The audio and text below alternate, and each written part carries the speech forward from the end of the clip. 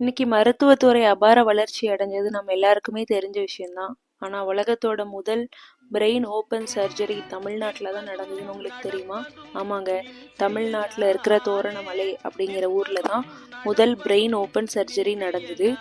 So அகத்திய முனிவர் வடக்குல இருந்து தெற்குக்கு வந்து இங்க இருக்கிற மேற்கு தொடர்ச்சி மலைகள்ல இருக்கிற இலைகள், செடிகள், கொடிகள், தாவரங்களை பத்திலாம் ஆராய்ச்சி பண்ணிட்டு இருக்காரு. அப்போ இங்கே ஆட்சி செஞ்சுட்டு இருந்த ராஜாவான காசிவர்மருக்கு தீராத தலைவலி, அதாவது ரொம்ப நாளாக தலைவலி இருந்திருக்கு. ஸோ அவருக்கு அறுவை சிகிச்சை பண்ணுறாங்க. அகத்தியரும் அவரோட சேர்ந்து தோரணமலையில் ஆராய்ச்சியில் இருந்த இன்னொரு முனிவரும், அவங்க ரெண்டு பேரும் முதல் முறையாக ஸ்கல் ஓப்பன் சர்ஜரியை பண்ணுறாங்க. இப்போது அந்த ஸ்கல்லை ஓப்பன் பண்ணும்போது அவரோட தலையில் தேரை அப்படிங்கிற ஒரு விதமான ஃப்ராக் இருந்திருக்கு. ஸோ அந்த தேரையை ரிமூவ் பண்ணோடனே அந்த அரசருக்கு தலைவலியும் தீர்ந்து அந்த அறுவை சிகிச்சையும் நல்லபடியாக வெற்றிகரமாக செஞ்சு முடிச்சிட்டாங்க. ஸோ இதனால் அவர் கூட அந்த அறுவை சிகிச்சையில் ஈடுபட்ட அந்த முனிவருக்கு தேரையருங்கிற பேரும் வந்துருச்சு. தோரணமலை கோவிலில் இன்றைக்கும் தேரையரோட ஜீவ சமாதி இருக்குது. அந்த கோவிலுக்கு போனால் நம்மளால் அந்த ஜீவ சமாதியை பார்க்க முடியும்.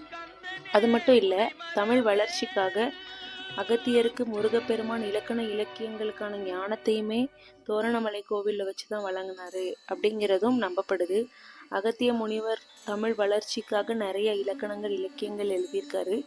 இன்றைக்கி நம்மளை சுற்றி இருக்கிற விஷயங்களை பற்றி நம்ம தெரிஞ்சுக்கும் போது நிறைய இன்ட்ரெஸ்டிங் விஷயங்கள் கற்றுக்கிறது ரொம்ப சந்தோஷமாக இருக்குது. அதை உங்களுக்கு சொல்லி கொடுக்குறதுல இன்னும் சந்தோஷமாக இருக்குது. தேங்க்யூ.